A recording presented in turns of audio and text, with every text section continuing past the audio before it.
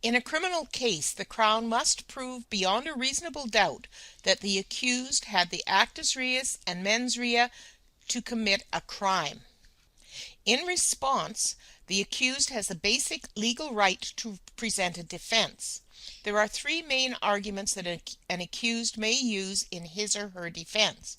They may deny committing the act, disputing the actus reus.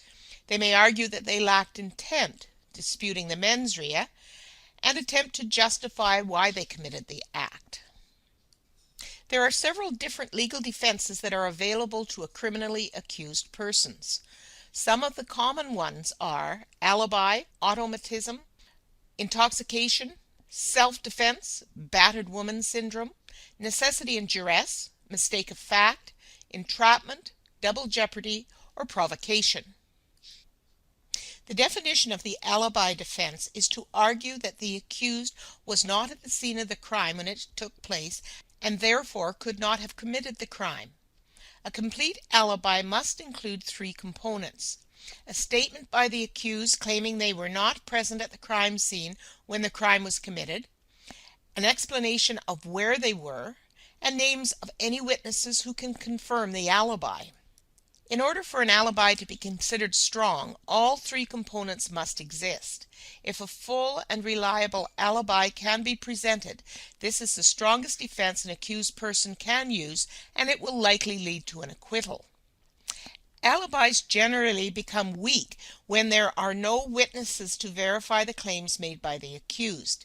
If one or more of the three basic components is missing, it becomes easier for the Crown to raise doubts about the alibi's credibility. Automatism is an involuntary action by a person who cannot control his or her actions and who is in a state of impaired consciousness.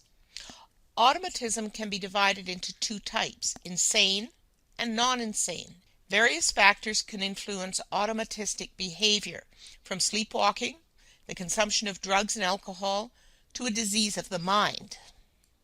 Insane automatism is linked to a disease of the mind.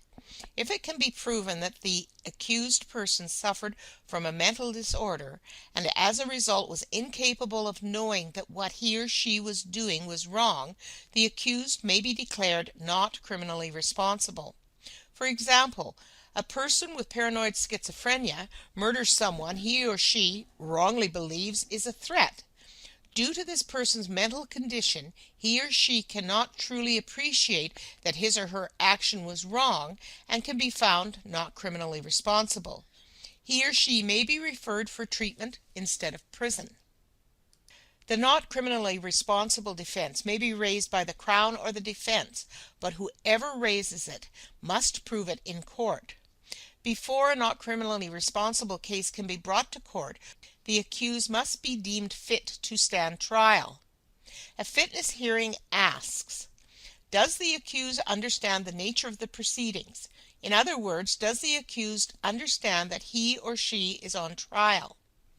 Does the accused understand the possible consequences of a trial, for example, prison or psychiatric care?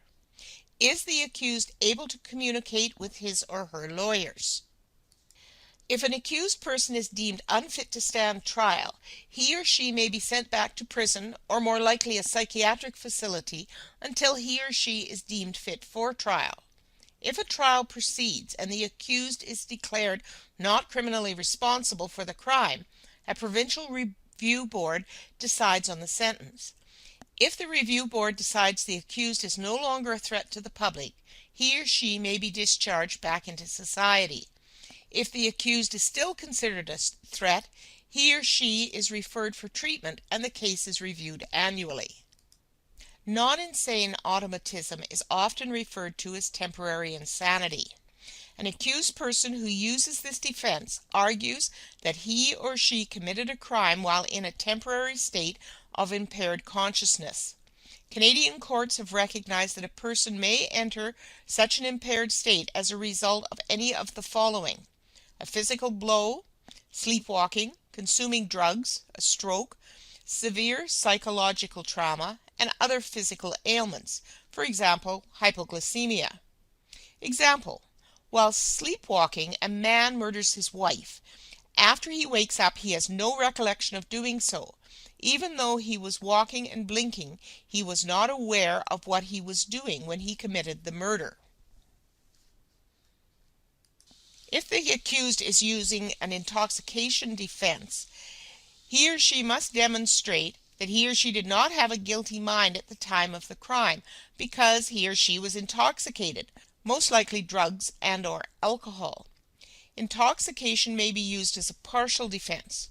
Generally, an intoxicated person cannot form specific intent, but may be found guilty of a general intent offense. If successful, this defense can lower a conviction or reduce a criminal sentence. For example, if an intoxicated person severely assaults someone, he or she avoids being charged with aggravated assault because he or she did not endanger the person's life knowingly, but the accused may still be convicted of a lesser assault charge. Self-defense is the legal use of reasonable force in order to defend yourself and your property. The criminal code allows people to use force if they have to defend themselves, but the amount of force should not be excessive, no more than necessary. The use or exchange of force must be reasonable. Example, a person being attacked with a weapon may use a weapon to defend him or herself. Battered woman syndrome is a psychological condition caused by severe and usually prolonged domestic violence. The Supreme Court first recognized this defense in the precedent-setting case R v. Lavallee, 1990, as an extension of self-defense. The main difference between battered woman syndrome and the traditional definition of self-defense is the issue of imminent danger. In a typical self-defense case, the danger is immediate. With battered woman syndromes, the danger may not be immediate, but instead is constant. The Queen v. Lavallee. This case established the battered woman syndrome defense in Canada. Angelique Lavallee was in an abusive relationship. One night, she shot her partner in the back of the head as he was leaving a room. She testified that he told her he would come back and kill her later that evening. She believed him and was also able to prove that he had physically abused her for many years. The Supreme Court found it was reasonable for Lavallee to use lethal force in this situation, even though her partner was leaving the room. When using the defense of necessity, the accused person claims they were forced to commit a criminal act because they were in danger themselves. The Supreme Court has ruled that this defense may only be used in situations where there appears to be imminent risk. For example, a man speeds to get his wife to a hospital because she's in labor. If he's pulled over by a police officer for dangerous driving, he can try to argue that he is speeding out of necessity. Duress is when someone is threatened or coerced to do something against his or her will. Duress is similar to necessity defense. In both defenses, the accused claims to have been forced to commit a crime as a result of being in imminent danger. The main difference is that with duress, the accused is forced to act as the result of a threat. For example, Doug shoots someone and tells Eric that he must help him dump the body. When Eric refuses, Doug points his gun at him, which compels Eric to cooperate. The mistake of fact defense shows a lack of mens rea due to an honest mistake. Ignorance of the law or not knowing a particular offense was illegal is not a valid defense.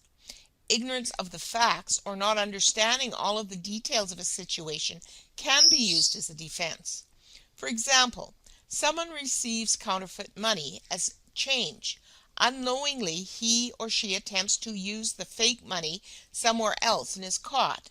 The accused knows that counterfeit money is illegal, but truly does not know he or she possessed fake money.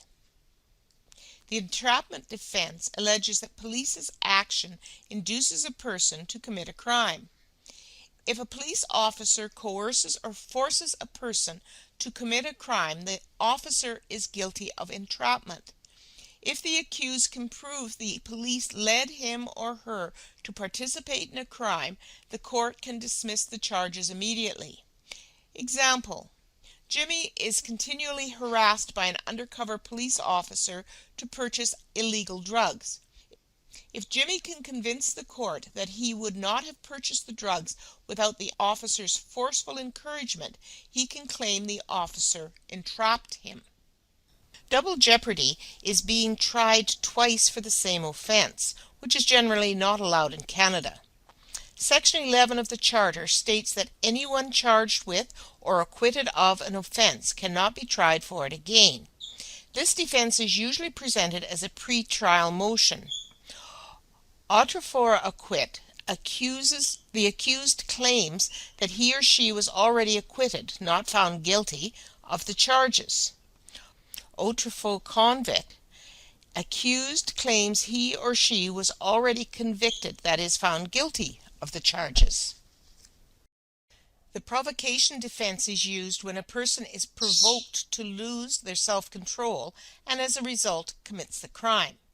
Provocation can be used as a partial defense to justify the accused actions. For example, Andy is at a bar with his wife one night when another man insults his wife.